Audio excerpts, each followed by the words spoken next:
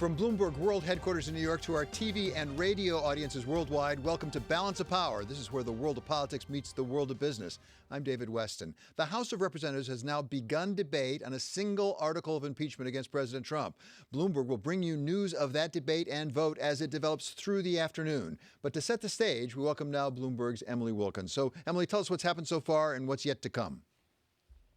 So right now, the House has cleared a procedural vote on the impeachment for later today. That means that they're about to move into actual debate on the impeachment. Now, we know that the Democrats have the votes that they need to approve the impeachment resolution.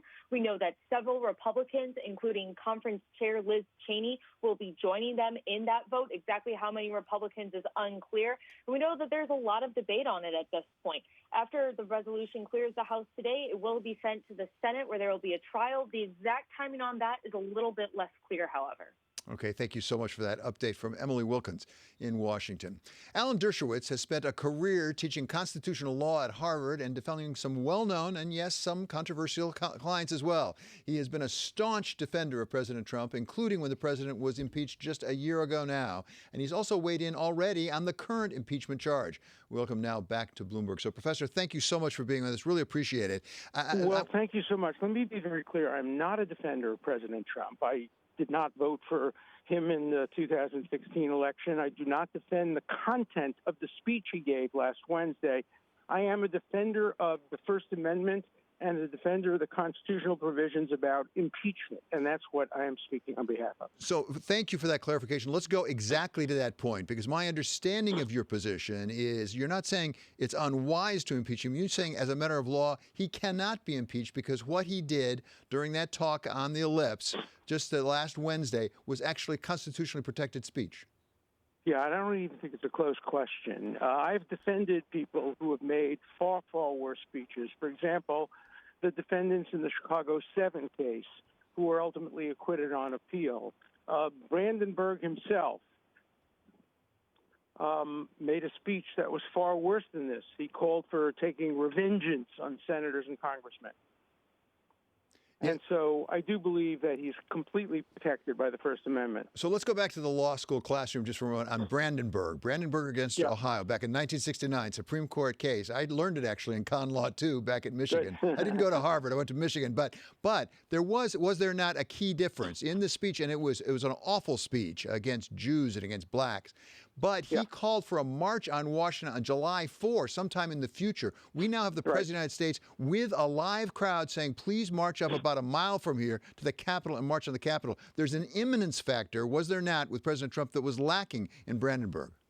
I think that's right. But there was also the factor that the president called for a peaceful and patriotic speech. He didn't call for violence. If he had been at the Capitol and had said, now I want you all to break in and trespass and break windows and attack, that would clearly go outside of Brandenburg and be within the Constitution. In the Chicago 7 case, there was imminence. I represented a man named Professor Bruce Franklin at Stanford, who urged the crowd immediately to go and attack the Computation Center because they're helping the war effort. And the ACLU and I defended Franklin, and all believed that his speech was covered by the First Amendment. So I think it's a clear case that the Brandenburg principle, the facts may be somewhat different, but the Brandenburg principle wouldn't apply. The speech the president made has been made by dozens and dozens of labor leaders, civil rights activists. A typical speech in the Capitol is, go to the Capitol, confront the senators, get in their face, show them we're strong. We're not going to take it anymore. We're going to fight back. Those speeches are made all the time in Washington, D.C., and they call for imminent action in going to the Capitol and confronting the Senate. What they don't call for is violence and illegality, and I think that's what distinguishes President Trump's speech from the kind of speech that could be constitutionally prosecuted and subject to impeachment. Is it relevant that this was the President of the United States, not a labor leader, a President of the United States, calling what was going on at the Capitol illegitimate? If you say it's illegitimate, doesn't that free up an individual to say, maybe I don't have to respect the law this time? Well, maybe, but the difference between, say, shouting fire, which was a message to the leg and the adrenaline, And a speech by the president is the president is asking people to think about it. Some agreed with him, some disagreed with him. Some went to the Capitol, some didn't. Some broke in, some didn't. It's advocacy, and advocacy is protected. And the Constitution doesn't distinguish between a president and a labor leader. We do, as a matter of politics and morality. I think what the president did was wrong, and it was especially wrong because he is the president. But the line between wrong and constitutionally unprotected is a very important one to preserve. Let me go to a second point. Is it clear that constitutionally protected speech by the President of the United States can never be the basis of an impeachment? Because impeachment, as you well know, is ultimately a political act, not a legal act. And what if you had, I'll give a hypothetical, like back in law school, suppose you had a president of the United States who came up and said he advocated against a war that the United States was involved by, or even advocated for an enemy in the war. That may be protected speech, but might not be inconsistent with his oath of office to support the Constitution. No, I think if a president had gotten up and said during the Vietnam War, I'm opposed to the Vietnam War. I think the Vietnamese are right and we're wrong. We're on the wrong side of history. Or if a president had said during the run-up to the Second World War, if Wendell Willkie had been elected instead of President Roosevelt, and he had said it's wrong to fight in the Second World War, those are protected speech. We would vote him out of office immediately. But you cannot. Remember, we had people in the days following the revolution and the years after we were established as a nation, there were people who were calling for a return to the monarchy, the end of democracy. Our First Amendment is broadly protective of speech that is offensive and against democracy. The essence of a democracy is we defend the speech even of people who would take away democracy if they had the power. That was the lesson of McCarthyism when I was a student in college. People were saying you can't defend communists because if they come to power, they'll take away all of our rights, including our free speech rights. And yet I defended the communists, even though I was very anti-communist. The essence of democracy is you defend all advocacy, even of ideas that are inconsistent with democracy themselves.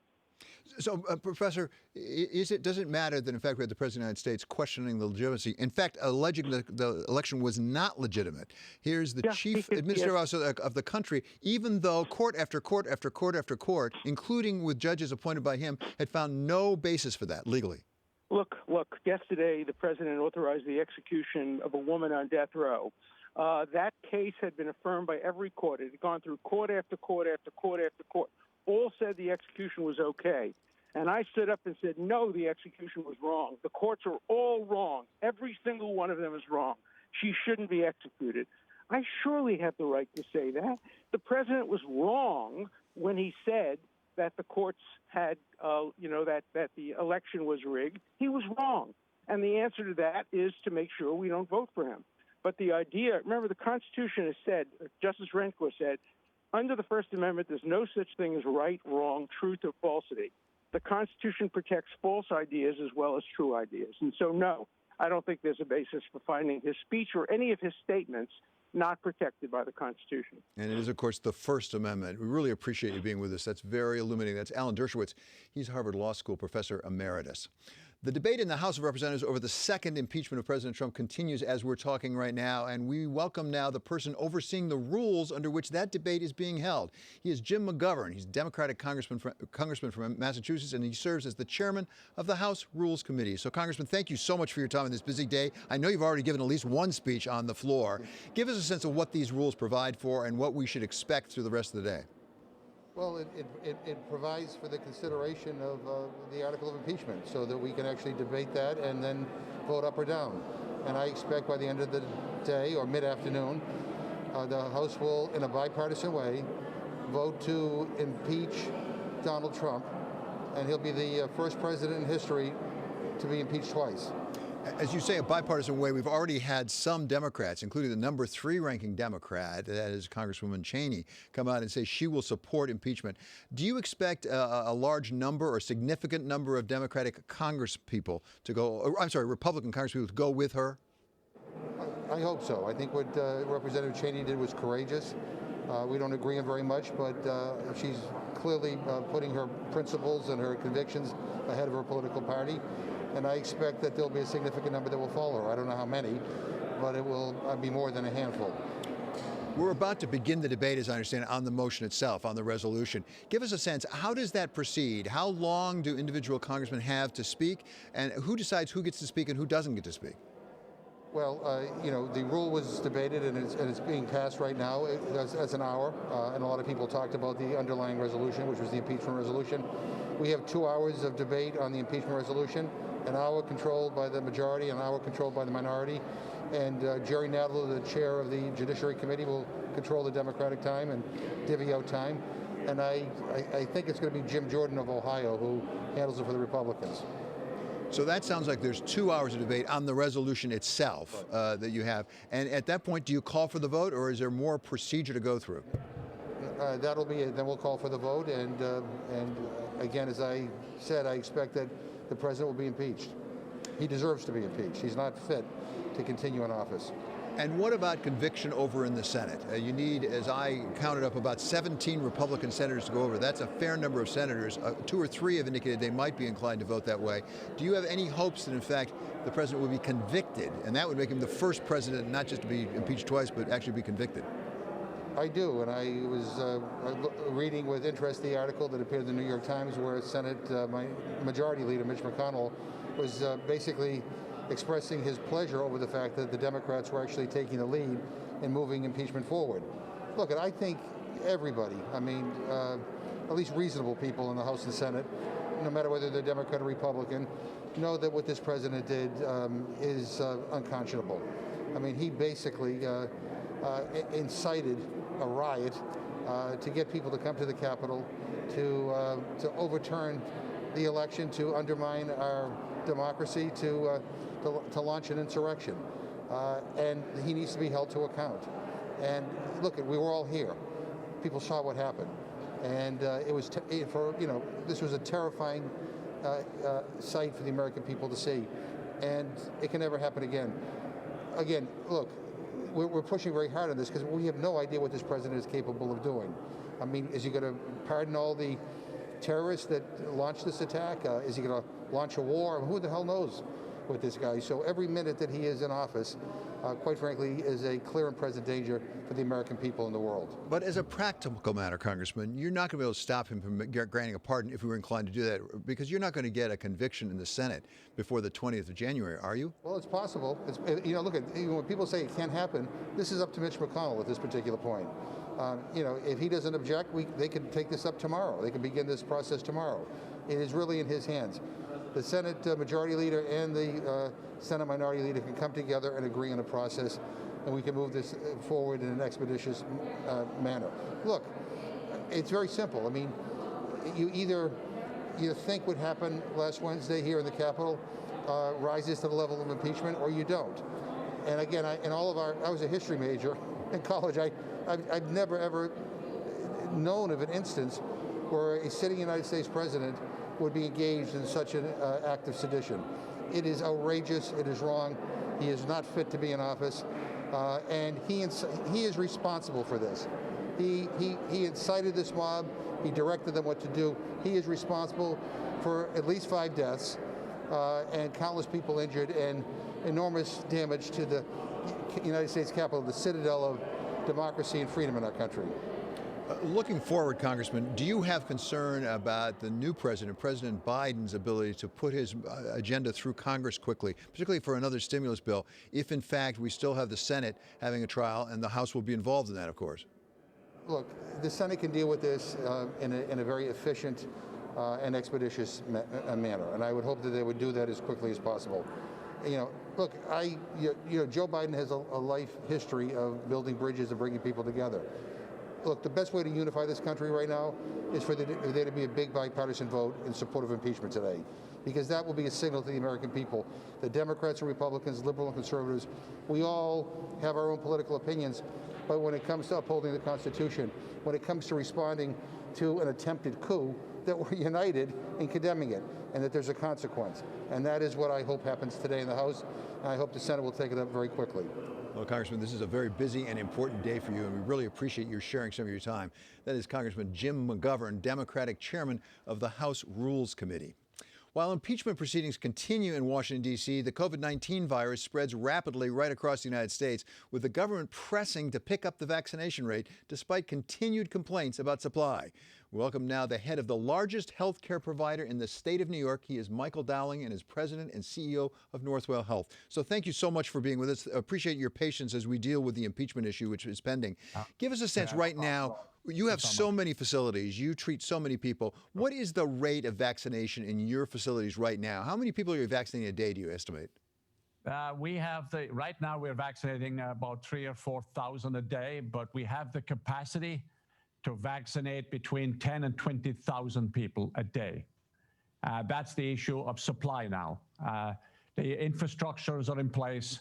The process is organized, and it is efficient and productive.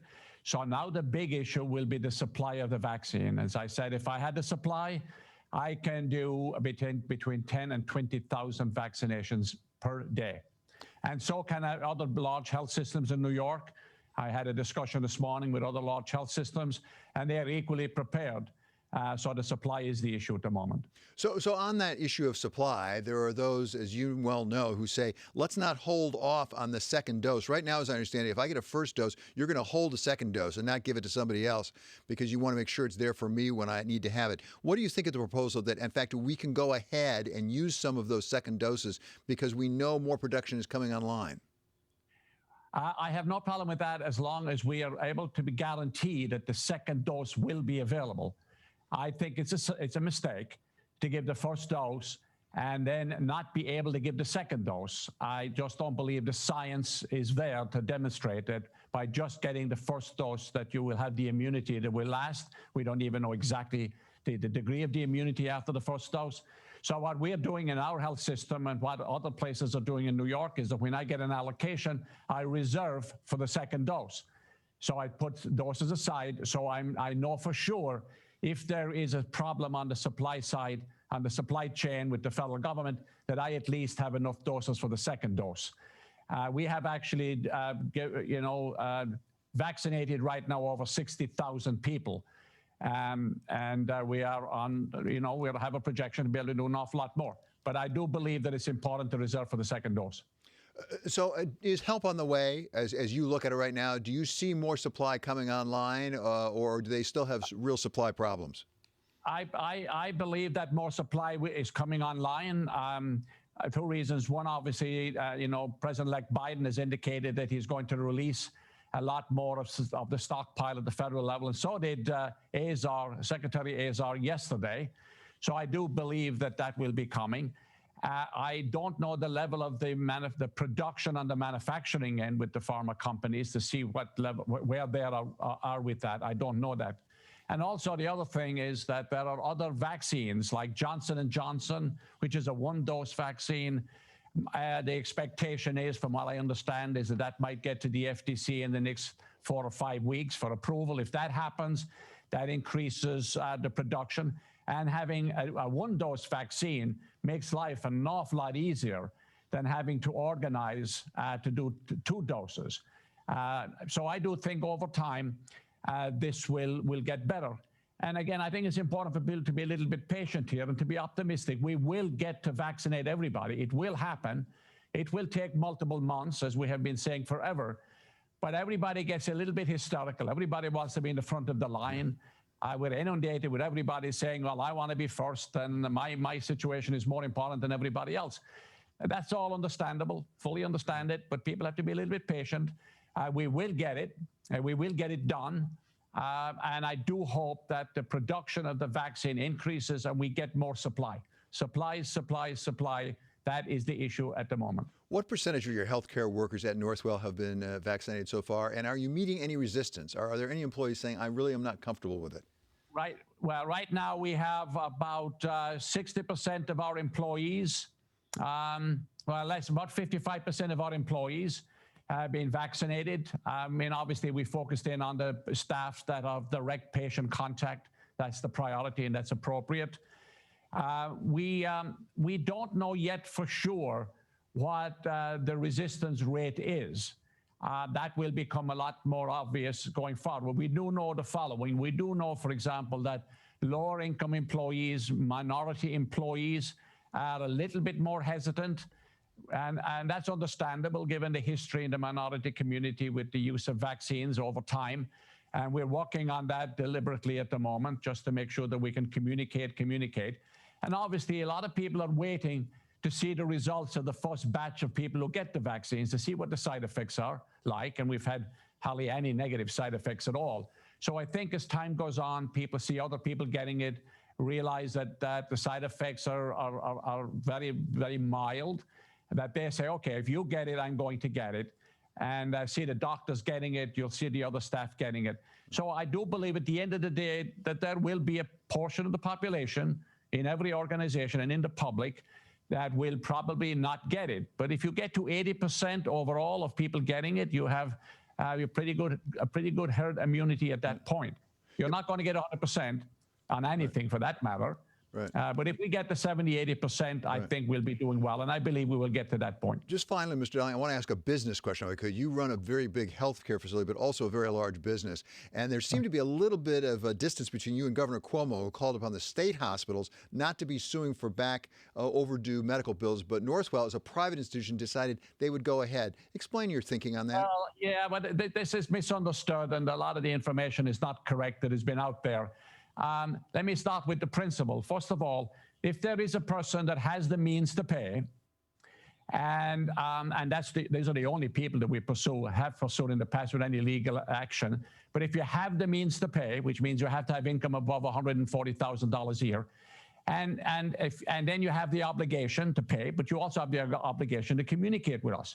So if you fail to communicate with us, completely ignore us completely, and you have the resources and we can demonstrate it, then I do think that it is appropriate to take some action against you, because it's not fair that all of the other people that are paying, it's not fair to them that you decide that you're going to just, forget your obligation.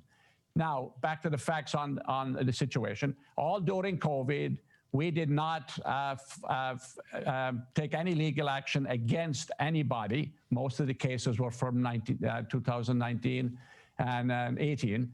That was one of our hospitals that is a relatively new addition to our health system, and that our back office functions are not fully integrated. And yes, that hospital did, during COVID, take some actions. We regret that. It shouldn't have happened, and we have stopped that completely. So there will be no legal action taken against anybody for the duration of COVID in any one of our facilities going forward. But the fundamental principle, however, is still important. Right. If you can afford to pay, you should pay. It's not fair to others. At least contribute something toward it.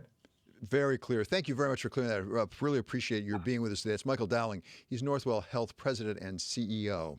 Breaking news now. Italian ministers have quit the coalition, putting Prime Minister Giuseppe Conte at risk of losing power. We'll bring you more news on that as it develops. Plus, we're going to have more from the political drama also playing out in Washington. And Speaker Pelosi is set to speak soon on impeachment. This is Balance of Power on Bloomberg Television and on radio.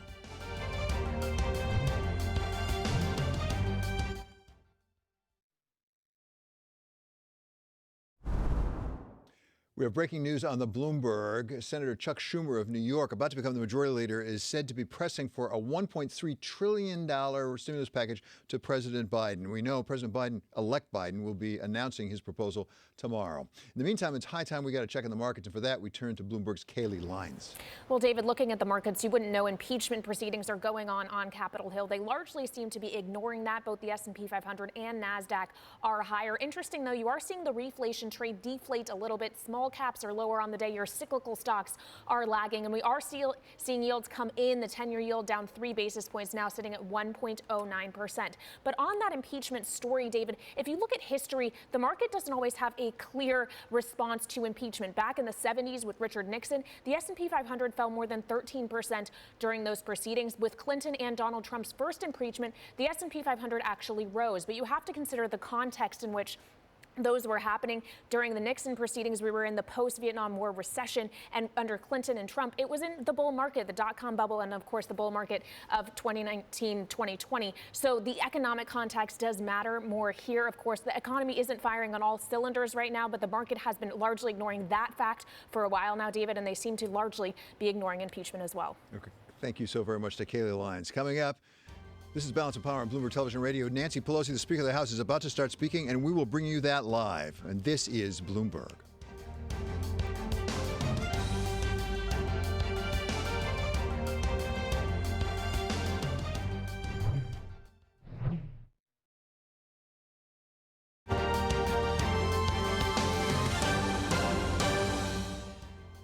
This is Balance of Power on Bloomberg Television and Radio. I'm David Western. We've been following closely what's been going on the floor of the House of Representatives all morning long. They now voted out and decided to have the debate, and we're now going to hear from Speaker of the House, Nancy Pelosi. Abraham Lincoln spoke of the duty of the patriot in an hour of decisive crisis for the American people.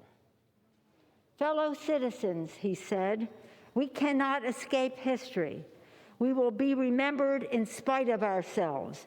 No personal significance or insignificance can spare one or another of us. The fiery trial through which we pass will light us down in honor or dishonor to the latest generation. Even we here, he said, hold the power and bear the responsibility. In the Bible, St. Paul wrote, think on these things. We must think on what Lincoln told us. We, even us here, hold the power and bear the responsibility.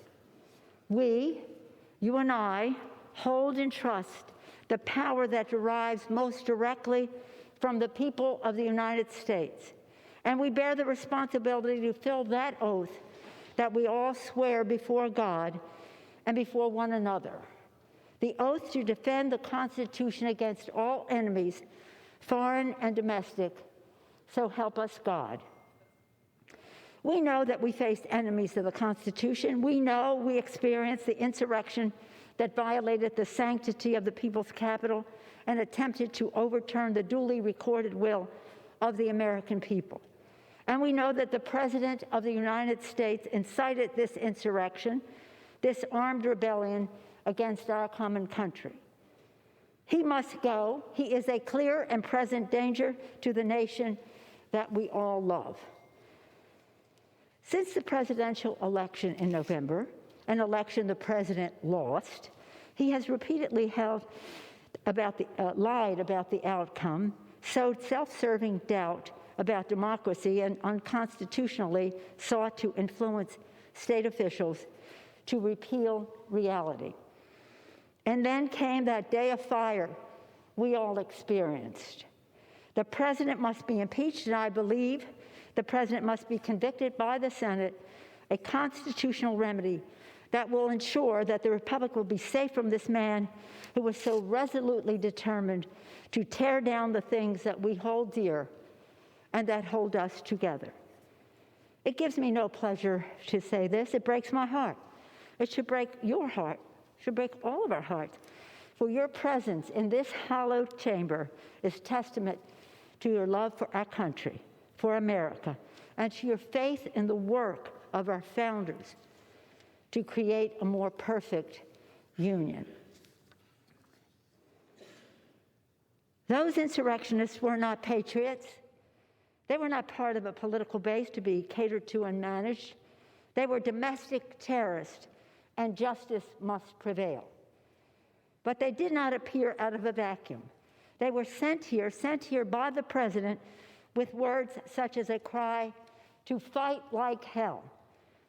Words matter. Truth matters. Accountability matters. In his public exhortations to him, the president saw the insurrectionists not as the foes of freedom, as they are, but as the means to a terrible goal, the goal of his personally clinging to power, the goal of thwarting the will of the people, the goal of ending in a fiery and bloody clash nearly 2.5 centuries of our democracy. This is not theoretical, and this is not motivated by partisanship. I stand before you today as an officer of the Constitution, a Speaker of the House of Representatives. I stand before you as a wife, a mother, a grandmother, a daughter whose father proudly served in this Congress. Thomas D'Alessandro Jr. from Maryland, one of the first Italian Americans to serve in the Congress. And I stand here before you today as the noblest of things, a citizen of the United States of America. With my voice and my vote, with a plea to all of you, Democrats and Republicans, I ask you to search your souls and answer these questions. Is the president's war on democracy in keeping with the Constitution? Were his words an insurrectionary mob a high crime and misdemeanor? Do we not have the duty to our oath to do all we constitutionally can to protect our nation and our democracy from the appetites and ambitions of a man who has self-evidently demonstrated that he is a vital threat to liberty, to self-government, and to the rule of law? Our country is divided, we all know that. There are lies abroad in the land spread by a desperate president who feels his power slipping away. We know that too. But I know this as well, that we here in this House have a sacred obligation to stand for truth, to stand up for the Constitution, to stand as guardians of the Republic. In a speech he was prepared to give in Dallas on Friday, November 22nd, 1963, President John F. Kennedy was to say, "We in this country, in this generation, are, by destiny rather than choice, the watchmen on the walls of world freedom.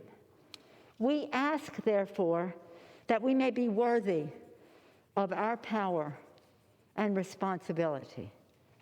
That we may be worthy. President Kennedy was assassinated before he could deliver those words to the nation, but they resonate more even now, in our time, in this place. Let us be worthy of our power and responsibility, that what Lincoln thought was the world's last best hope, the United States of America, may long survive. My fellow members, my fellow Americans, we cannot escape history. Let us embrace our duty, fulfill our oath, and honor the trust of our nation. And we pray that God will continue to bless America. I thank you, Madam Speaker, and yield back. Thank you. The gentleman from New York, reserves. The gentleman from Ohio is recognized. Madam Speaker, I yield myself such time as I may consume. The gentleman's recognized. Thank you, Madam Speaker. 19 minutes. 19 minutes. 4 years ago on Inauguration Day, January 20th, 2017, 19 minutes into President Trump's administration, at 12:19 p.m., the Washington Post headline was, "Campaign to impeach President Trump has begun." And now, with just 1 week left, they're still trying.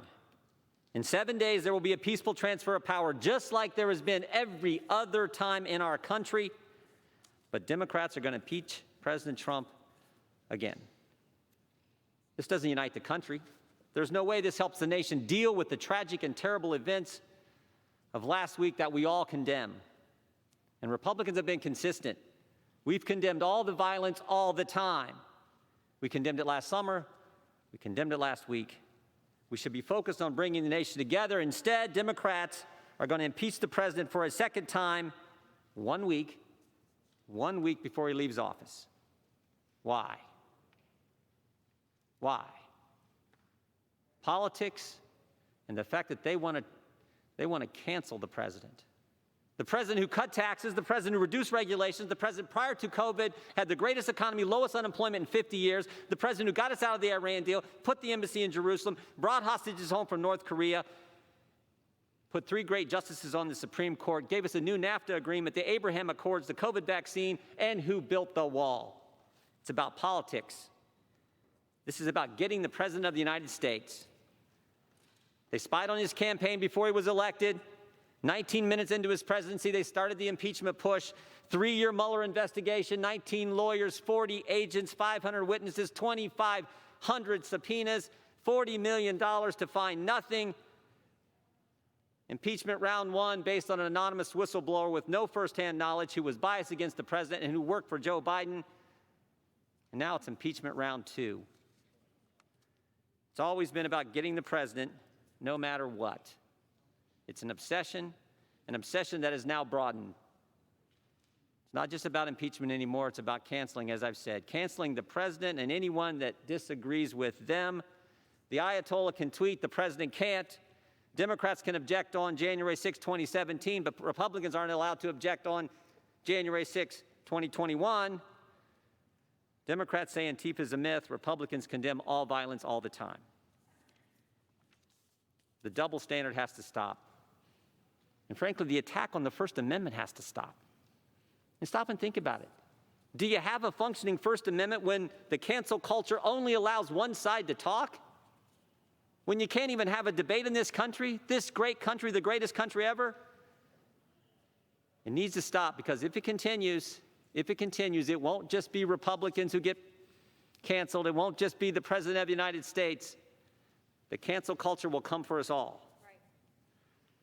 America's a great country, the greatest country ever.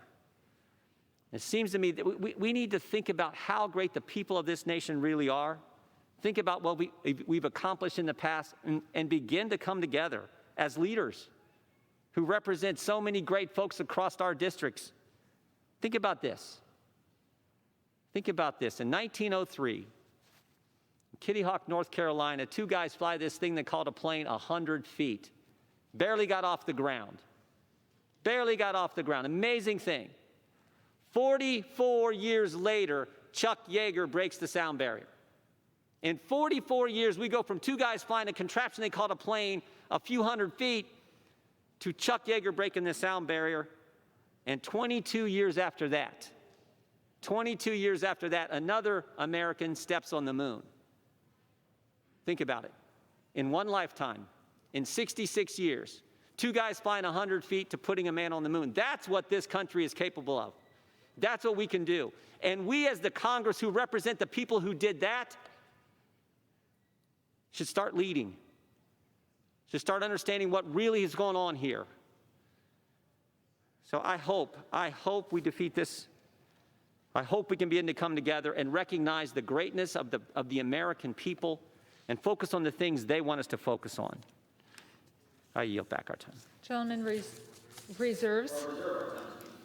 Okay, we have been listening to the first two speeches in the debate, which will continue for about 2 hours now on the floor of the House of Representatives. This is a debate about whether to adopt a single article of impeachment against President Trump. We began with the Speaker of the House, Nancy Pelosi. She began with Abraham Lincoln, who talked about having power and responsibility, particularly to the Constitution of the United States, and talked about the attack on the Constitution, that mob attack on the Capitol representative, and the fact that the president, in her words, incited that mob, challenged the House to step up to the challenge, and then finished her remarks by quoting John Fitzgerald Kennedy, a speech that he did not get to deliver on the day that he was assassinated, talking about being a watchman on the walls of freedom. Then that was followed by Representative Jim Jordan of Ohio, a staunch ally of President Trump. He began by saying the Washington Post began 19 minutes after the inauguration of Donald Trump with the impeachment campaign, that this has become what he called an obsession, that it was an attempt to challenge the First Amendment and what President Trump had a right to say, and actually to cancel Donald Trump. More than impeach him, cancel him. And he ended with a challenge to Americans to go back to the greatness of the last century, when the Wright brothers first took off a Kitty Hawk, and then that led to Chuck Yeager breaking the sound barrier, and that in turn led to the landing on the moon. He invoked that and said that his colleagues in the House should be trying to get the country back, leading them back to that sort of greatness. So that was the beginning of the debate. As I say, it will continue for about 2 hours now. After that, there will be a vote. We'll cover all of it here right on Bloomberg. There has been broad condemnation, I think it's fair to say, from just about everybody of President Trump's role in stirring the mob that attacked the Capitol last week. But a group of Republican congressmen have urged that the impeachment being discussed today not go forward, calling for a time of healing instead. I spoke earlier today with one of those congressmen. She is freshman Congresswoman Nancy Mace of South Carolina. I've explored censure as an option. The only problem is the Speaker of the House will not bring censure for a vote. There is a bipartisan, bicameral effort among the floor of the House and the Senate to do just that. That doesn't go as far as impeachment, but condemns the president for his words and his actions. And some of the censure resolutions I've seen would bar him from running for office in the future. And so when you have that kind of bipartisanship happening and it's entirely ignored by the leadership, that is hugely problematic in this country, particularly when we need to start working together. The division is literally going to kill our country, and we're better than this, and we need to work harder and we need to work together. You serve, of course, in the House of Representatives, and you're debating articles of impeachment, an article of impeachment. As far as you're concerned, do you think that there are the votes in the Senate to convict at this point? I don't know. I have not counted votes in the Senate. I know that there's been more than one, I believe, senator who has stood up to say that they will support impeachment, but I don't know what the count is over in the other chamber at this juncture. So let's talk about if, in fact, it goes forward with impeachment, as it appears right now is the most likely course. What does that mean, first of all, for the government, and particularly for the Biden administration as it comes in? What are the ramifications for his ability to work with Congress to get a new stimulus bill through, whatever is on his agenda? Well, it just continues the division that we're having right now. The U.S. Senate isn't going to get the articles of impeachment until January 19th. Biden is being sworn in on the 20th. How are we to unite and come together when we still are sowing seeds of division? And we saw it last night, members of my own party, with the rhetoric on the floor of the House. We see it with Democrats on the far left as well. We are right now, currently, it appears many are unable to acknowledge the problem that has caused this violence. We've been seeing violence across our streets for 9 months now. And I'm a Republican who's willing to raise my hand and say, look, we've got a problem and we're going to take responsibility for it, take accountability for it. And I want to work together with other members of the Democratic Party and the Republican Party who are fed up with it. Quite frankly, my kids in my country deserve better. Are you encouraged by reports that President-elect Biden, when it comes to stimulus, does not necessarily want to just go with the majority vote? He wants to bring Republicans along, even if that means it's a more modest approach. That's the reporting today. Are you encouraged by that? I am encouraged by that, but my fear is with the previous stimulus vote that we're going to insert unnecessary spending, whether that's spending in other countries rather than putting the American citizens first. There are folks across the country who are reeling for 9 months now, almost a year, that are out of work, out of jobs, can't put food on the table for their family. Those are the people, those businesses, those people are the ones we need to help. And I don't have a say in it, but if I could, I would just ask that we have very simple, clear, targeted measures to help those small businesses and help those people who have been deeply hurt financially throughout the entire COVID-19 shutdown. Tell us about the future of your party, the Republican Party, given where we are right now. It was written over the weekend that, in fact, we have 3 political parties now. There's the Democrats, the Republicans, and then there's the Trump Party, because there's a division within the Republican Party. Is that where your party is headed? Well, there are divisions. Like I think there are divisions in the Democratic Party between the socialists and more mainstream moderate Democrats. We're seeing the same stokes of division here within our own party, where we have QAnon conspiracy theorists that peddle in rumor and conspiracy and are dividing the country. And then we have people who want to work together, want to find solutions and not be part of the problem. I've been very vocal about this publicly. I think it's my duty to my country to do that and try to be a voice of reason, to try to find ways that we can come together and work together. I'm encouraged that I have heard from members, both Republicans and Democrats, in the last 7 days that are willing to do that. And I hope that in the coming days and weeks and months ahead, that we really, truly, if we're going to talk about it, we don't just talk about it. I don't want this to be empty words. I want to do something about it. You have been a strong supporter of some of what President Trump sought to do. Is it possible to move forward and really embrace some of what he sought to do that you agree with and not be divisive? Because President Trump, I think it's fair to say, was fairly divisive throughout his 4 years. It is possible. In fact, I was one of his earliest campaign hires in 2015 in the Republican primary when it was a crowded field. I supported his reelection campaign. He supported my election. But the line in the sand that was drawn when the U.S. Capitol was attacked was egged on by words and actions by the president, by certain members of Congress that enabled this sort of thing to happen. Our lives were put in danger and 5 people died. And so every accomplishment, from lower taxes to a great economic return to Operation Warp Speed during COVID-19 pandemic. All those things were entirely wiped out. Every gain we had is gone. And so we do have to start over from scratch. And I'm willing to put in the work to do that. I'm willing to work with the Biden administration. I'm willing to work with members of both parties to ensure that that does happen. The problem we're having right now is that we have these QAnon conspiracy people continuing with this division. And we're seeing in the Democratic Party, too. They're stoking words of division as well. And I'm just sick and tired of it. It's just too important to continue down this path. It's self-destructive, and we're better than this. Congresswoman, finally, as you say, your life was put in danger last Wednesday. We look forward to the inauguration on the 20th. How confident are you, from what you've heard, that we will be able to avoid violence in the Capitol once again for the inauguration? I'm very concerned about violence. I wanted to attend the inauguration. I will not be attending the inauguration now because I am concerned about copycats and concerned about the rhetoric. I've heard about some sort of January 17th event. They had to extend the perimeter around the Capitol. Because of that, we have 4 times as many National Guard on the streets now. This does not look like the Capitol that I know and that I love.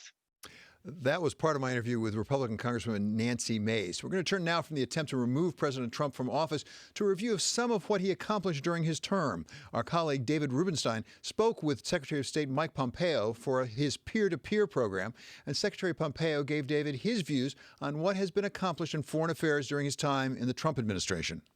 I think we are leaving, after 4 years, I think we're leaving the world safer than when we came in. I hope that the policies that we've put in place will have the capacity to continue, and whoever the next Secretary of State is will begin to follow down this path in a way that recognizes the threat from the Chinese Communist Party, that honors the work that we have done to push back against the Islamic Republic of Iran, the 2 states with the capacity to inflict real harm on the United States of America. We welcome now the host of Peer to Peer, David Rubenstein. He is co-executive chairman of the Carlyle Group. David, thank you so much for being with us. Fascinating interview with Mike Pompeo. Give us a sense of what he thinks he accomplished. He mentioned 2 things, China and Iran, that I think may be in the incomplete category. What is he proudest of? Well, first, the interview was conducted a few days before the events of January 6th, so the world has really changed a bit. But in the context of the foreign policy, he would say that they made progress in China with the trade agreement, but they didn't really resolve a lot of other issues. He would say that the biggest accomplishments in foreign policy, I believe, were that they didn't start any wars, and they got us out of the wars that we're in, more or less. And secondly, the Abraham Accords were something that I think he was very, very proud of, and I think that would be seen as a major accomplishment. I think he would third say that overall, the image of the United States in certain countries was improved. You can debate that or not, but there's no doubt that the strength of the relationship the administration had in Israel and Saudi Arabia were quite strong. But obviously, critics will have a different view on the overall foreign policy of the Trump administration.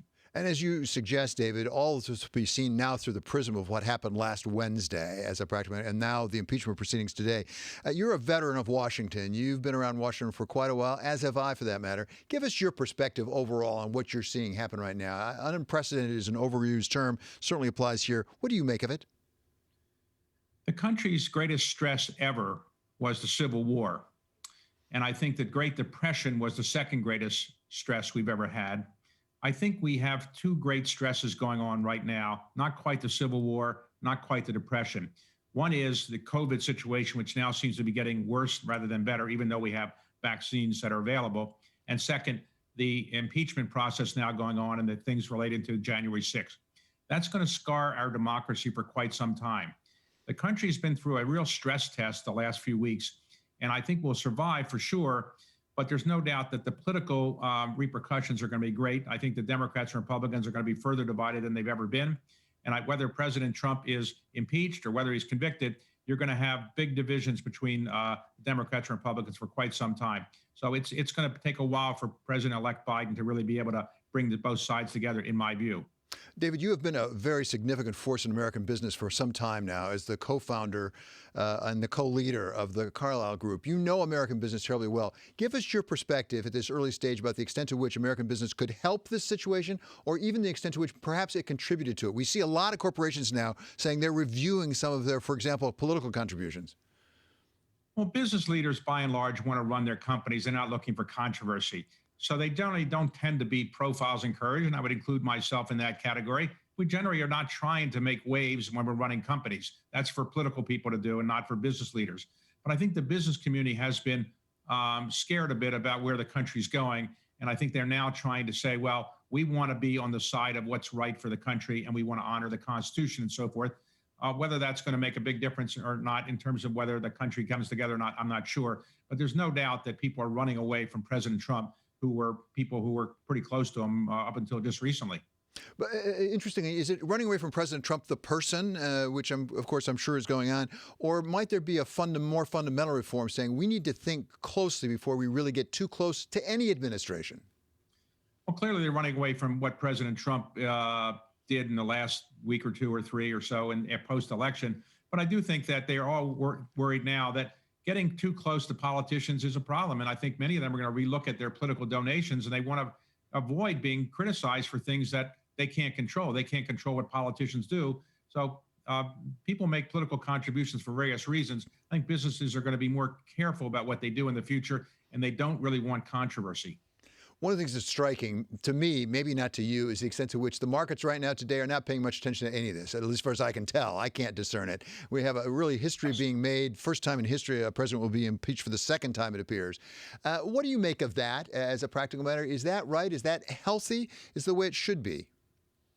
Well, businesses like to see predictability, and markets want predictability. And I think the markets are pretty quick to figure out what's going to happen. They know that President Trump's going to be leaving office. They know that the companies are going to do their business. And ultimately, the key thing to the economy is getting COVID under control. And I think from the business community's point of view, not having too many disruptive policies from the new administration. And I don't think they feel there's going to be many disruptive economic policies.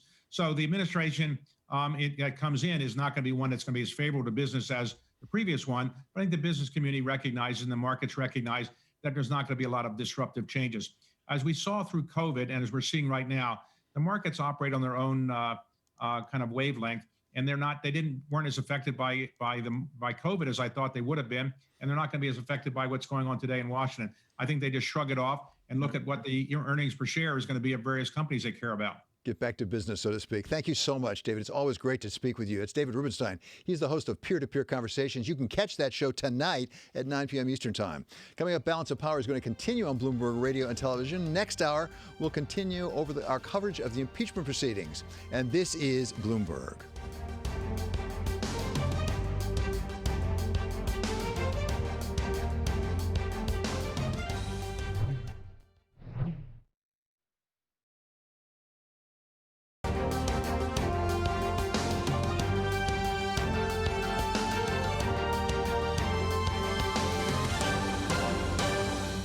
From Bloomberg World Headquarters in New York to our television and radio audiences worldwide, welcome to Balance of Power, where the world of politics meets the world of business. I'm David Weston. The House of Representatives continues its consideration of an article of impeachment against President Trump, and we will bring you news as it happens. For a recap of what we've seen so far and what is yet to come, welcome now Emily Wilkins. So, Emily, we've now seen the debate itself begin.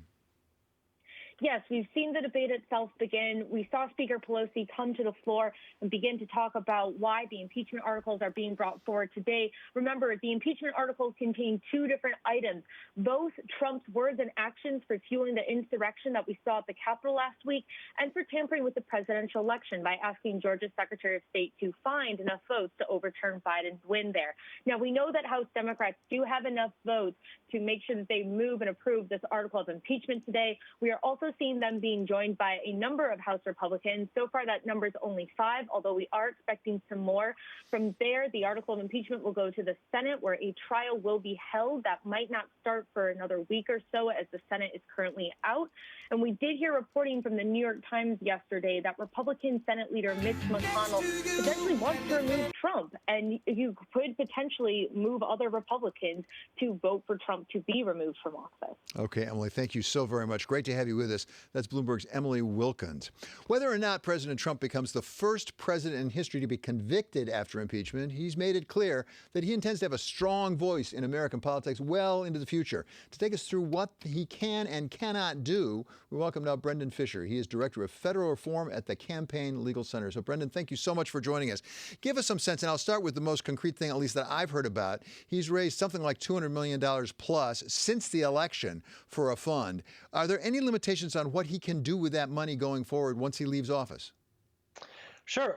Well, first of all, thank you for having me. And there's really two committees that we're talking about here. One is Donald Trump's Presidential Campaign Committee, and then the other is a newly created committee called Save America, which is a leadership PAC. And this is important because, for one thing, most of the money raised in this post-election period has gone towards Save America, Trump's leadership PAC.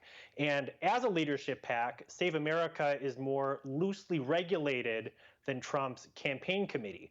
So Trump, for example, could not use any leftover campaign committee funds for personal expenses, but he very likely could use leadership PAC funds for payments to Trump hotels, to put Ivanka or Tiffany on the payroll, to buy enough copies of Don Jr.'s book to put it on the New York Times bestseller list. So it appears, and we don't have the numbers just yet because not all FEC reports have been filed, but it appears that most of the money raised in the post-election period has gone to Save America. And as a loosely regulated political committee, Trump has a wide array of potential uses for those funds. Well, so that's fascinating. That basically, he can do anything he wants with that leadership campaign PAC as a practical matter. Is there any chance that he might need that money? If, in fact, he was convicted, do you know what happens to the money that a former president normally gets for offices, for support staff, for things like that? Yeah, so I would anticipate that Trump is going to use Save America as to finance his post-White House political operation. So he's likely to keep at least some campaign staff on the Save America payroll. He could use Save America to cover his travel expenses if he's going to campaign for other candidates. And then what he also could use Save America for are for personal expenses. And I'm not aware of any former candidate using leadership PAC funds for personal legal expenses. But if they did, I think there's a fair chance that the Federal Election Commission would let them get away with it. It's fascinating, fascinating. Do we know whether there's any move afoot in the House of Representatives to actually cut off President Trump, when he's former President Trump, from the money that former presidents normally get? It's a good question. I'm not aware of any such efforts, but I would not be at all surprised if such an effort were to get underway. And what sort of level of support do we normally give to former presidents? Yeah, I think typically there's some level of ongoing Secret Service support and security, but there's also, with President Trump is unique in that he has this leadership PAC, which he could also use for his personal expenses. And I think the fact that Trump has created this leadership PAC indicates that he intends to remain a political player even after leaving office. He is not going to follow in the footsteps of his predecessors and focus on writing his memoirs and setting up a presidential library. He very much intends to remain a political player, and his Save America Leadership PAC is going to provide him with the resources to be able to do that. Well, he's as much as said that. I mean, he has said that we're going to have a loud voice for a long, long time to come. Could he loan money from the Leadership PAC to his company? I think that would very likely be permissible. Like I said, leadership PACs are very loosely regulated. The Federal Election Commission has not extended the ban on the personal use of campaign funds to a candidate's or office holder's leadership PAC funds. So, theoretically, Save America could give a loan to the Trump organization, or more likely, just spend money at Trump hotels, give money to the Trump organization. As I say, it's been reported broadly that there's been over $200 million raised. I don't know which PAC it's gone into exactly. Are there any limitations on him raising further money? And particularly, does he need to disclose to the people contributing the money that he can use it for anything he wants, including for personal expenses? So we know that Trump and the RNC together raised over $200 million in the first weeks after the election. We're not sure exactly how that money was allocated, how much was raised for Save America versus for the RNC.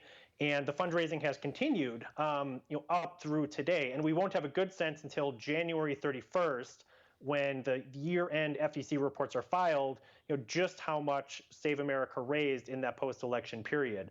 But it certainly appears that Trump is going to continue fundraising, and Save America, as a political committee, does have to disclose all of its donors and all of its spending.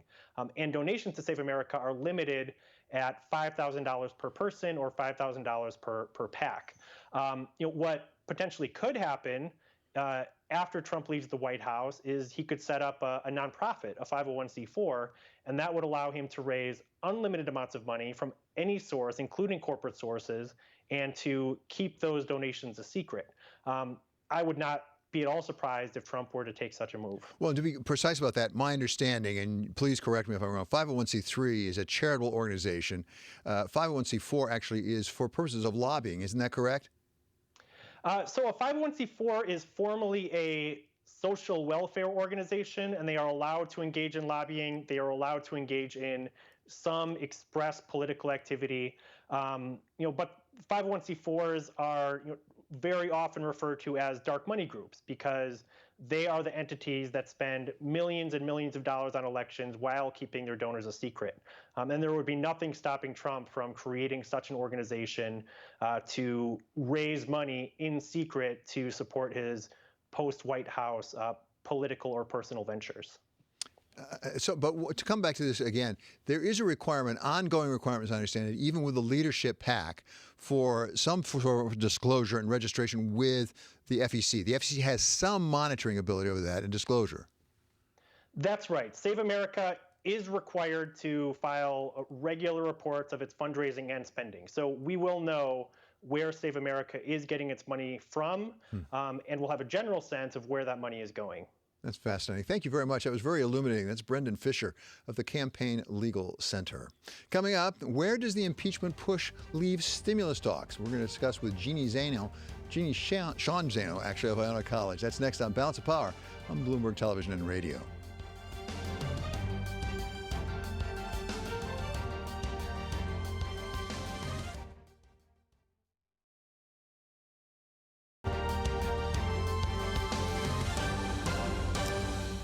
This is Balance of Power on Bloomberg Television and Radio. I'm David Weston. For Bloomberg First Word News, we go now to Mark Crumpton. David, thank you. House Speaker Nancy Pelosi says President Trump is, in her words, a clear and present danger to the nation. Speaking on the House floor earlier, Pelosi said President Trump has shown he is a threat to liberty and to the rule of law. Ohio Republican Jim Jordan responded by saying the First Amendment is under assault and that Democrats are, quote, obsessed with impeaching the president. Mr. Trump would be the second president in U.S. history to be impeached twice. In just the last few moments, Senate Republican leader Mitch McConnell said he won't bring the Senate back for an emergency trial. The U.S. Capitol has heightened security a week ahead of President-elect Biden's inauguration. The building resembles an armed camp with soldiers bearing rifles standing an arm's length apart around the building that was attacked last week. Roads around the Capitol complex are closed with military units at street corners and heavy trucks blocking some streets. Many entry points to the Capitol have been blocked off. Top U.S. officials abruptly canceled international travel this week because of the political crisis happening in Washington. Bloomberg has learned officials are worried that foreign adversaries could try to take advantage and that the White House is under too much strain to deal with that possibility. Secretary of State Mike Pompeo is scheduled to travel to Belgium. UN Ambassador Kelly Craft was due to head to Taiwan. British Prime Minister Boris Johnson is sounding an optimistic tone about the national coronavirus lockdown. He didn't rule out toughening restrictions if necessary, but told the House of Commons the existing rules could be already bringing down the level of infections. the lockdown measures that we have in place, combined with the Tier 4 measures that we were using, are starting to show signs of some effect, and we must take account of that too, Mr. Speaker, because nobody can doubt the serious damage that is done by lockdowns to people's mental health, to jobs, to livelihoods as well. Prime Minister Johnson says he wants the country out of lockdown as soon as possible. The UK reported more than 1,500 deaths today, the most since the pandemic began. Global news 24 hours a day, on air and on Bloomberg Quick Take, powered by more than 2,700 journalists and analysts in over 120 countries. I'm Mark Crumpton. This is Bloomberg. David? Thank you so much, Mark. Well, as Mark reported, we continue to follow the debate on the floor of the House of Representatives on that article of impeachment against President Trump, and we will bring you news as it happens, as the congressmen continue to discuss this. Welcome now, Bloomberg political contributor and Iona College political science professor, Jeannie Sean Zaino, author of the new book, American Democracy in Crisis. Welcome, Jeannie. Great to have you here. So now we've just heard, as you heard Mark report, that in fact it appears that Mitch McConnell, the outgoing majority leader, has written to the incoming majority leader, Chuck Schumer, say we're not going to have an early trial. Does that surprise you? It does not surprise me, and boy, does it put in the Democrats' lap, and particularly Joe Biden and the incoming administration's lap, a huge challenge. Can they go forward with both a trial, assuming the House impeaches today, which we expect they will, and get this multi-trillion-dollar stimulus package through? Very, very difficult to imagine they could do both at the same time. Well, let's talk about exactly that, Jeannie, because this is drama and it is history being made. I mean, the president appears he's going to be impeached for the second time, the only time that's happened in history. At the same time, we have to ask, how does it affect other people in the real world? And let's be honest, at Bloomberg, how does it affect business? How does it affect markets at this point? The markets are not reacting much. Could it have an effect on President-elect Biden's agenda as he comes into office? It absolutely can. So we heard the President-elect Biden say he wants this multi-trillion-dollar package. He is, doubled down on supporting $2,000 stimulus checks, amongst other things. And yet to push that through, in addition to get his appointees confirmed in the Senate at the same time that we now expect the Senate will be trying to conduct an impeachment trial, very, very tough to do. Of course, Biden has said we could walk and chew gum at the same time. We could do both. But you look back, for instance, at Bill Clinton's impeachment, and you see how a trial will derail. And I'm not even saying might. It really does derail the administration's priorities in terms of legislation, even on something as important and critical as a stimulus package, because you're going to see this gridlock. We're seeing it on the floor of the House today. It's going to become a partisan issue, very hard for the Biden administration to overcome at that point. Talking about overcoming things, what about the Republican Party, what they have to overcome? I talked with Nancy Mace, the freshman congresswoman from South Carolina today, and she said, we are a divided party, no question about it. She specifically mentioned we have QAnon conspirator people, part of the Republican Party. Yeah, she was very impressive on the floor today as well when she spoke briefly. And I think she is representative of what we're seeing as she talked about this division in the Republican Party. And we're seeing calls, for instance, for the removal of Liz Cheney, who came out in favor of impeachment last night, from some Republicans, others supporting her in her third leadership role, third in line in Republican leadership. I think that's going to go forward for the Republican Party. And a lot of that, as we know, has to do with what's going to happen in the midterm election. You have a lot of Republicans talking about the fact that they face real pressure at home. And interestingly, the early polls we're seeing, don't forget, a lot of Republicans still saying that they don't blame the president for what happened on Wednesday. So while the vast majority of Americans may feel one way, in the Republican Party, it's very different, and that sets up a huge challenge for Republicans, moderate and conservative. You mentioned Liz Cheney, the third-ranking Republican in the House of Representatives, coming out yesterday and basically saying you couldn't have a worse betrayal by the president of his oath of office. Do you expect many Republicans to go along with her? I mean, she is part of leadership, but will many people say, boy, if she's doing it, it gives me some cover, I can go do that too? I think we're going to see maybe a dozen Republicans, maybe a few more, a few less, go with her. But again, I would just point to this polling. Only a quarter of Trump voters saying that they hold him responsible for the assault. We're talking out of 70 million people who voted for the president. that really does make it difficult for Republicans to go along. And we're hearing that from Republicans both privately and publicly, and they are couching it in the context of process. We need more time, set up a commission. But they know to follow Liz Cheney, they are risking their seats in the midterm, and all of them will face a primary challenge. Yeah, exactly. Those are Trump voters, but they are voters, period, both for representatives as well as for senators as a practical matter. Let's go over to the Senate side.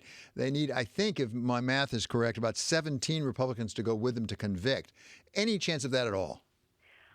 At this point, I do not see that happening, and I think Joe Manchin made this point over the weekend or in the last few days, and we've heard it over and over again. We have a few.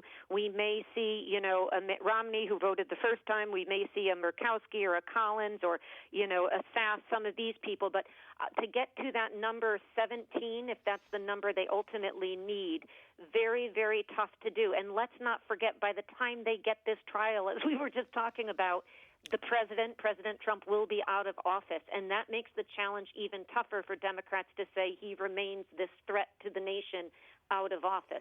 So I think it becomes that much tougher for Democrats as they get over there to pull over those necessary Republicans, which raises the question, should they move this to a trial and impede Vice President Biden's, incoming President Biden's ability to achieve his agenda in terms of addressing the pandemic and the unemployment numbers and all the other economic fallout we're seeing.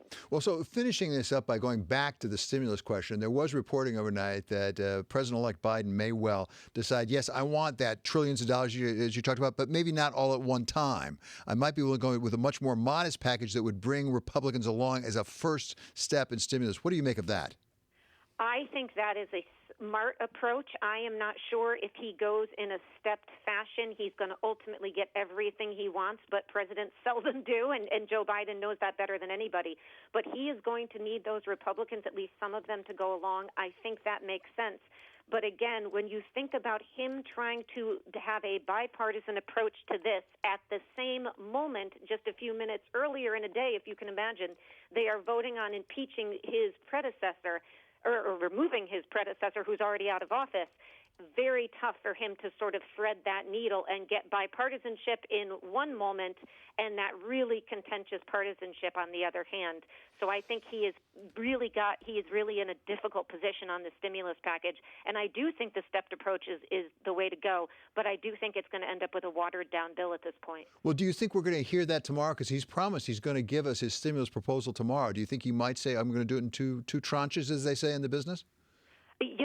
I think he may say that, or, I'm not sure. He knows the system so well.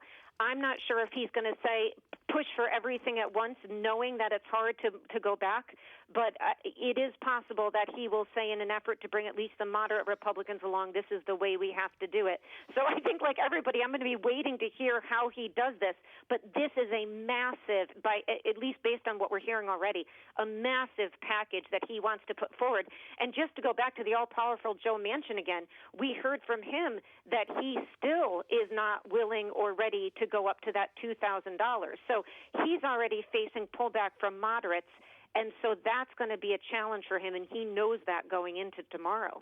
Okay, thank you so much. Always great to have you with us. That's Jeannie Sean Zano, Bloomberg contributor, and once again, author of American Democracy in Crisis. And we have breaking news right now. French Finance Minister Bruno Le Maire is opposing the takeover of French grocery chain Carrefour by Canada's Couche-Tard. Le Maire says food distribution purchases require government approval, and we're going to bring you more on that as they develop those headlines. This is Balance of Power on Bloomberg Television and Radio.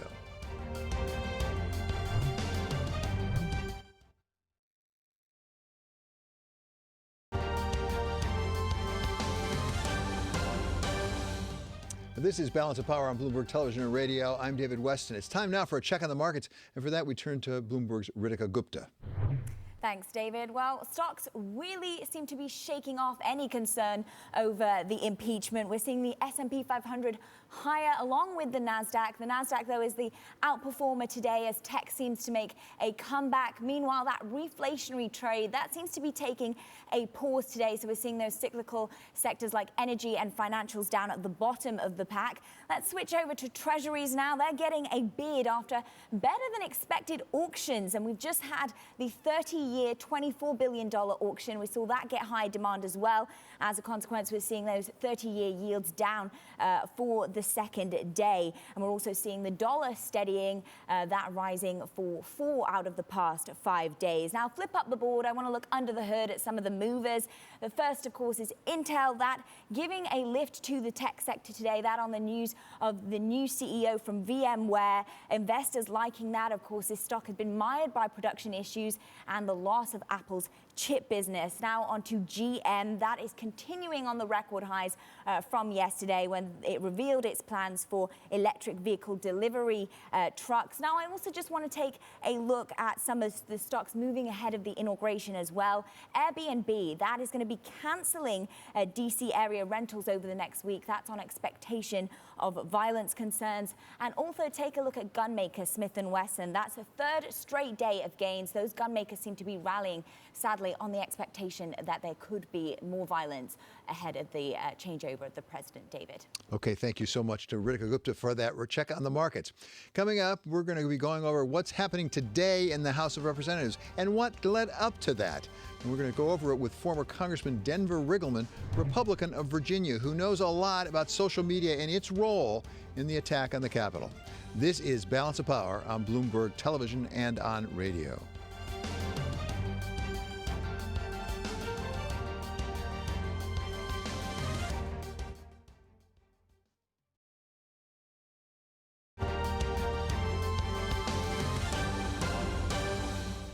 This is Balance of Power on Bloomberg Television and radio. I'm David Weston. As we know, the House of Representatives is debating the article of impeachment against President Trump. And right now, the minority leader, Kevin McCarthy from California, is speaking. Let's listen to a little bit of what he's saying. But for the bravery of the Capitol Police, the destruction and loss could have been much greater. We owe them a tremendous debt of gratitude. The loss of Officer Brian Sednick and Officer Howard Lindmangood is tragic and heartbreaking. We mourn their loss, remember their lives, and continue to pray for their families and loved ones. The officers of the Capitol Police deserve our eternal thanks. We will never forget the dangers they faced, the determination they showed, or the sacrifices they made. And make no mistake, those who are responsible for Wednesday's chaos will be brought to justice. Which brings me to today's debate. I believe impeaching the president in such a short time frame would be a mistake. No investigations have been completed. No hearings have been held. What's more, the Senate has confirmed that no trial will begin until after President-elect Biden is sworn in. But here is what a vote to impeach would do. A vote to impeach would further divide this nation. A vote to impeach will further fan the flames of partisan division. Most Americans want neither inaction nor retribution. They want durable, bipartisan justice. That path is still available, but is not the path we are on today. That doesn't mean the president is free from fault. The president bears responsibility for Wednesday's attack on Congress by mob rioters. He should have immediately denounced the mob when he saw what was unfolding. These facts require immediate action by President Trump. Accept his share of responsibility, quell the brewing unrest, and ensure President-elect Biden is able to successfully begin his term. And the president's immediate action also deserves congressional action, which is why I think a fact-finding commission and a censure resolution would be prudent. Unfortunately, that is not where we are today. Truly, this past week was one of the most difficult for Congress and our nation. Of all the days here, last Wednesday was the worst day I've ever seen in Congress. Our country is deeply hurt. So where do we go from here? After all the violence and chaos of the last week, is it important to remember that we're still here to deliver a better future for all Americans. It does not matter if you are liberal moderate or conservative. All of us must resist the temptation of further polarization. Instead, we must unite once again as Americans. I understand for some, this call for unity may ring hollow. But times like these are when we must remember who we are as Americans and what we as a nation stand for. And as history shows, unity is not an option, it's a necessity. It is as necessary today as it was at the start of our country. I want us all to think back to how John Adams and the Federalist Party handed power over to Thomas Jefferson and his party after the election of 1800. That election, and indeed that era, was one of the most divisive ever. Partisans used every dirty trick in the book. They demonized each other, dismissed reasonable dissent, and described their opponents as seditious. Sound familiar? The election of 1800 could have destroyed our young nation. But instead of breaking us, it helped us bring us together, thereby preserving the world's last best hope of freedom. After a hard-fought battle over the Electoral College in Congress, Adams conceded. And a peaceful transfer of power, the first in American history, took place.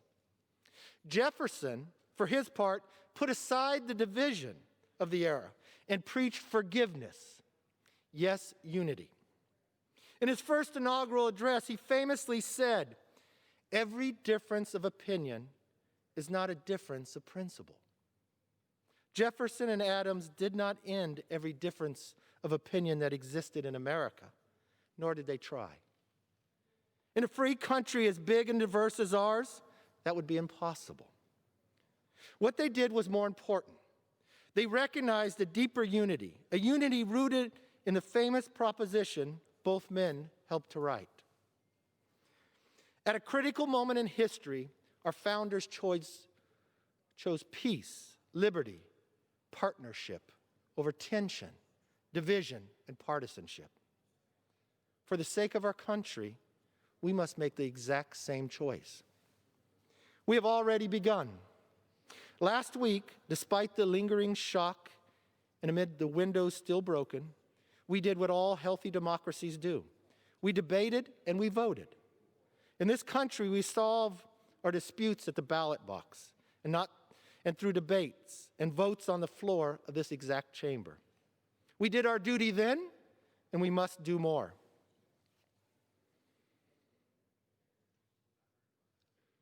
The eyes of the nation and the world are upon us.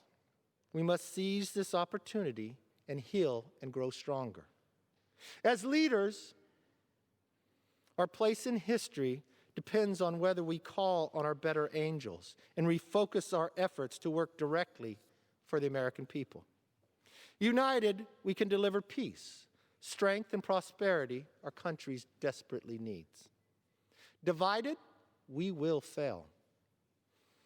What we saw last week was not the American way. Neither is the continued rhetoric that Joe Biden is not the legitimate president. Let's be clear.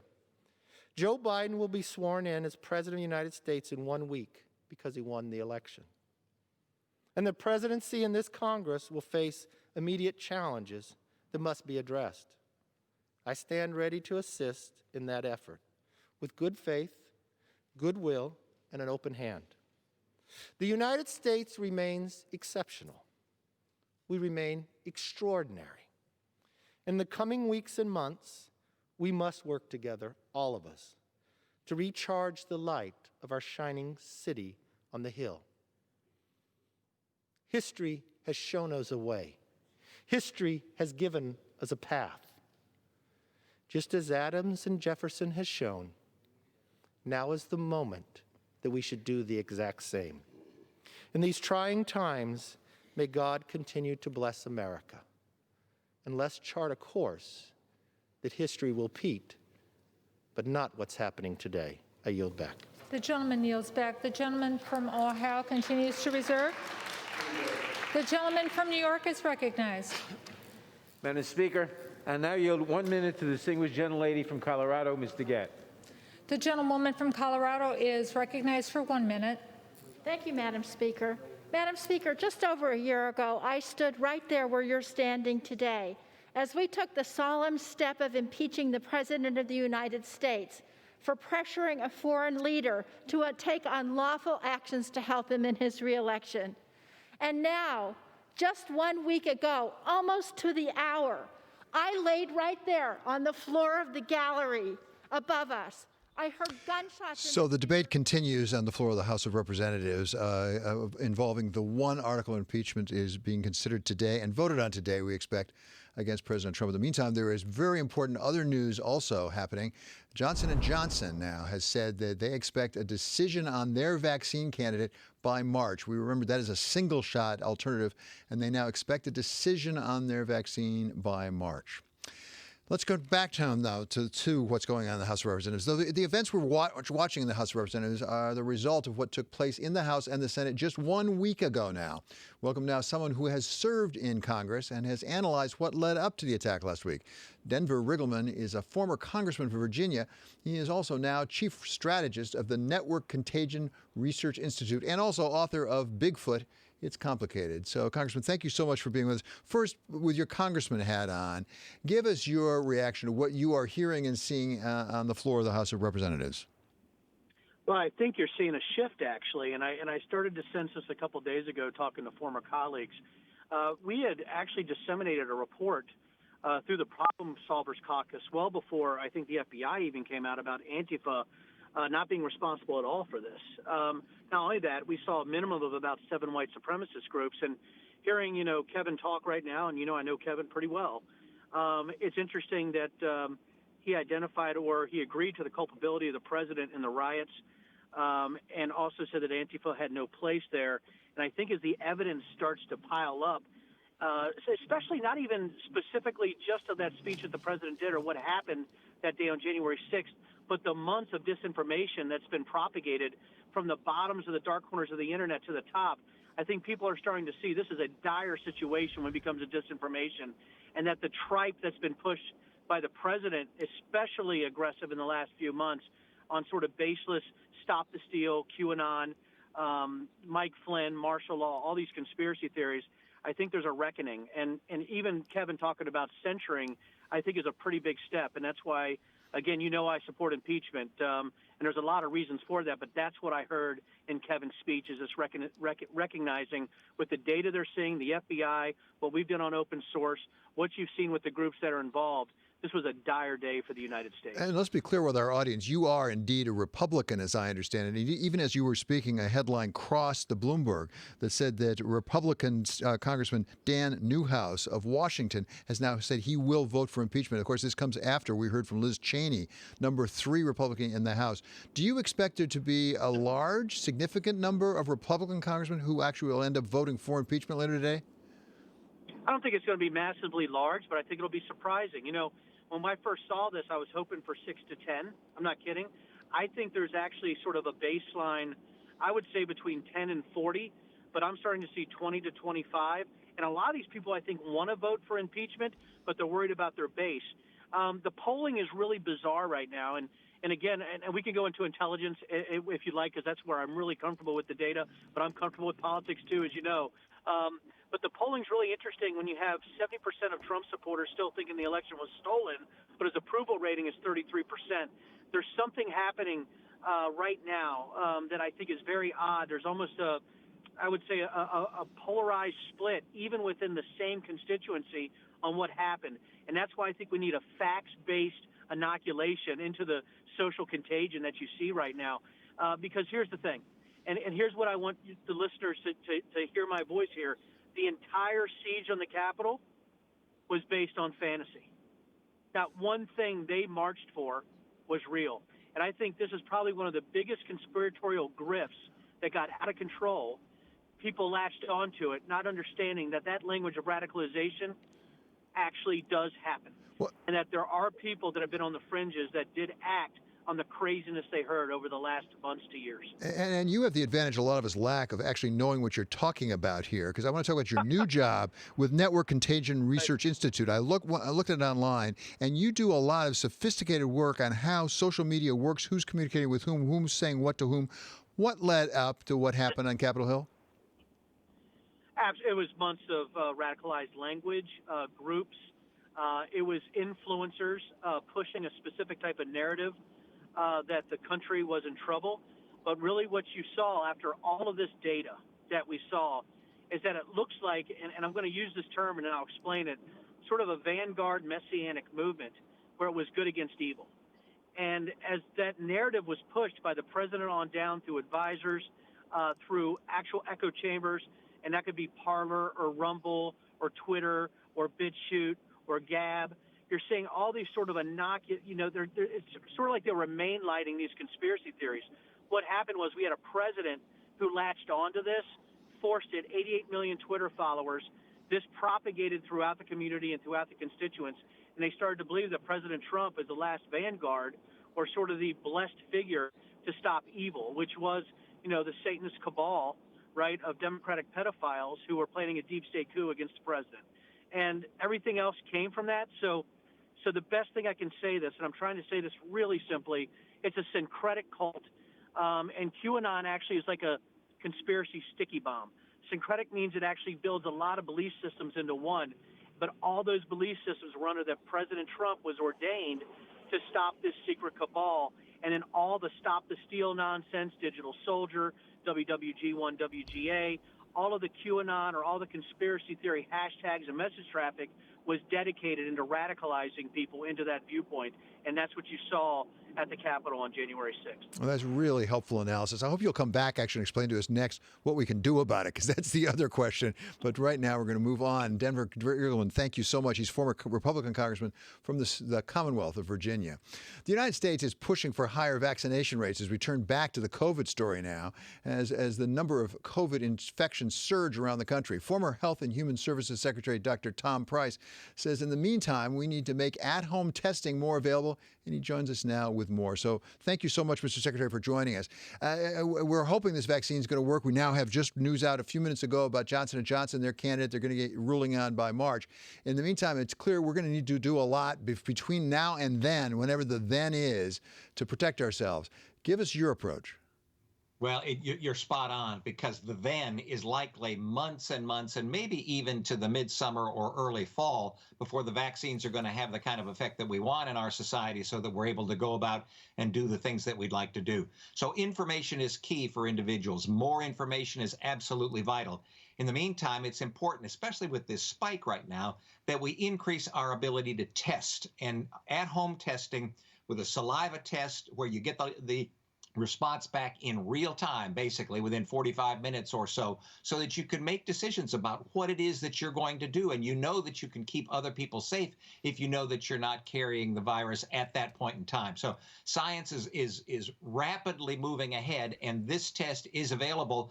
But the problem is that it requires a prescription. It requires the kind of bureaucracy, either through physicians' offices or through hospitals or through pharmacies. Individuals ought to be able to just go to the drugstore and get a test over the counter, saliva test over the counter that they can do in the privacy of their own home. So help me as a true layman here. Why is that? Because I must say here at Bloomberg, they have a kit they send home to me every week, and I put a swab in my nose myself, and I put it in a pack, and I send it back, and they have a test for it. I don't think I have a prescription for that. Why do I need a prescription? No, but look where that goes. You do the test, and then it's sent off. And so you wait for the results. Now, some of those results come back within hours. Some of them come back within days. But each and every individual, I believe, ought to be able to have the opportunity to go just to the drugstore and pick up a test. It's like a pregnancy test, for example, that the ease of a pregnancy test or an HIV test. Both of those are over the counter. So we ought to be able to do that. And then individuals can make wise decisions about what it is they're going to do, where they're going to go. Doesn't mean that masks aren't important, or that social distancing isn't important, or that washing your hands or staying at home if you feel ill. But more information is absolutely key in order for us to get our arms around this challenge that we have right now. Yeah, the scientists certainly all say that. How much does it cost? Well, that's variable, and it could cost. It could be subsidized. It could insurance could pick it up. It could cost anywhere from $5 to $25 or $45. But the important thing is to have it available for folks. And there are many things that could be done, and the FDA ought to be able to approve this kind of thing, even for emergency use, even if it's over the counter. One of the raps is that the sensitivity of it isn't as strong as the other tests, and that's true. But if you're able to do a test repeatedly, then the ability for you to determine whether or not you're a carrier at that point in time increases to the level where we currently would like it to be, which is in the mid-90s. So why isn't your old chap getting this done as a practical matter? President Trump has said he's going to cut through the regulation, cut through the bureaucracy, particularly to fight this COVID-19, a true crisis. Why isn't it getting done? Well, I mean, it's precisely why I wrote the editorial that I did, because I think it absolutely needs to be done. And there are all sorts of answers. I'm not on the inside right now, so I don't know what their concerns and objections are about why they haven't approved this for over-the-counter use. But I would encourage folks to let their representatives know and to speak out about it, because this science is available now and ought to be able to move forward. Let's talk about the administration which you served. We've talked to various people. I talked to Mick Mulvaney last week, who made no bones about the fact that he is very disappointed. He thinks he's a different president than what he knew, and really thinks he's besmirched his legacy to some extent. How do you feel, having served in the Trump administration now, given what's happened over the last few days? Oh, I'm just so sad about what I see right now and the divisions that I see that aren't seemingly being addressed. This impeachment issue that you're covering today is very concerning, because I think folks have to step back and say, why? Why is this being done? If it's to remove him from office, we know that's not going to work, because the Senate's not coming back until next Monday. And he's being removed from office on Tuesday, given the inauguration. If it's to punish the president, then there are courts of action for that. So I'm left with the fact that it likely is political. And if it's political, then that's not helpful going forward. That's not going to do anything to bring us together and allow us to move to the next step, which is addressing the major issues that the American people want their representatives and senators to address. That is solving the challenges that we have right now. And I don't believe this moves us forward. So I've talked to several people, part of the administration, who are proud of some of what President Trump accomplished. And he accomplished a decent amount of what he set out to do. Looking back on it now, does this end point really take away much or all of the success that he had? Well, I think from a narrative standpoint and from an historical standpoint, it likely does. That doesn't take away from the fact that there were incredibly diligent and dedicated individuals within the administration and within the departments of the federal government who did yeoman service and continue to do yeoman service. When I was at Health and Human Services, I had the privilege of leading 80,000 folks all across the world, literally, in trying to make certain that the American people are safer and that their well-being is preserved. So those folks really deserve our incredible gratitude because of the work that they have continued to do in spite of some very challenging situations. We have a new administration coming in starting next week on the 20th of January. What advice do you have for your successor, for the new head of Health and Human Services? Well, I think the important thing is to appreciate what needs to be done soon. And soon are the kinds of things to address the current challenge that we have with this pandemic, with COVID-19. What that means is having a consistent voice coming out of D.C., directing folks at the state and local level to be able to move forward with these vaccinations, increasing information for not just providers, not just doctors and other providers, but also for you and for me and every single American about what it is that they must do in order to blunt all of this challenge that we currently have. And then having folks out of Washington working together so that there's a single voice, there's a unified voice about what it is that we're addressing from a health and welfare standpoint. And I think that would go a long way toward allowing us to turn the corner on the challenge that we've currently got. Okay, really great to have you with us. Thank you very much. Very illuminating. That's former HHS Secretary Dr. Tom Price. And now we want to turn back to the big story of the day, which is the proceedings for the impeachment on the House floor, and bring in our content chief, right? Large is what I'm called. Oh, editor-in-large, you changed your title. Marty Schenker. Whatever he's called, we want to hear from him. So Marty, we have this playing out. Thus far, I would say, from my experience, not entirely surprisingly, who's saying what and how they're saying it. No. But at the same time, we've got the President of the United States sort of throwing himself on the mercy of the court, it appears. He's over on Fox News saying, in light of the reports of more demonstrations, I urge that there be no violence, no lawbreaking, and no vandalism of any kind. I guess maybe better late than never?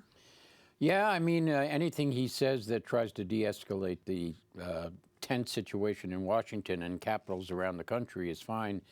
Someone at the impeachment proceedings said there's a very easy way to Donald Trump to make this go away, and that is, I concede this election, which he has yet to do. But you know, Donald Trump has lost his megaphone on social media, so any attempt to kind of ratchet down his base is limited by that. How do you assess the real risk in the last few days now? It's now under a week of his up to mischief. You know, I think the events of the past week has chastened him somewhat. I mean, his remarks yesterday in Alamo, Texas were disturbing because it's clear he has not learned that his whole narrative that this election was stolen is a driving force behind these, you know, conspiracy theorists and others who support him. So, you know, I think the real danger is in his words rather than in his actions. And so can he be, you know, restrained over the last week? It's obvious now that he's not going to be removed from office. There's no avenue to do that as long as McConnell is not going to bring the Senate back. Putting aside, if we can, believe it or not, Donald Trump for a moment, where do we go from here? Where does President-elect Biden go? What are the developments with respect to impeachment do potentially to his getting his agenda moved forward? I mean, at some point, he needs to gain momentum here. Well, you know, the House is almost definitely going to vote to impeach Donald Trump today and send those articles to the Senate, where they're going to just remain until the inauguration. After his inauguration, I think Donald Trump has, to a certain extent, handed Joe Biden a benefit in that he's been banned from his megaphones of social media. There was all this prospect that as soon as Joe Biden became president, Donald Trump will be tweeting, you know, 20 times a day, criticizing his leadership. Well, that's not going to happen now. So even though Joe Biden said he was going to ignore that stuff and just lead, this makes it somewhat easier for him. So I think Joe Biden has to give what I'm looking forward to an inauguration speech that will try to unify the country and then set about what he plans to do. Is there a way in which the president may have done him a favor because the country's sort of shaken, a lot of the country's shaken, and we'd sort of like to get back together again? Yeah, I mean, this is sort of a typical Trump thing where he creates a crisis and people see it winds up being an opportunity for people to kind of coalesce out of normalcy. And I think that's what this country is really looking forward to. Yeah, and I would have to say it would have to be a very different speech from what we heard 4 years ago from President Trump, which was not a unifying speech, as I recall. I don't think you're going to hear stuff about carnage necessarily. That seems wise. Thank you so much. Editor-at-Large, Marty Schenker. I'll have to remember that from now on. Thank you so much. We always love having Marty with us because he knows this stuff so terribly well. Stay tuned to Bloomberg Television and Radio. We're going to have much more coverage of the impeachment efforts ahead. This is Balance of Power on Bloomberg Television and on radio.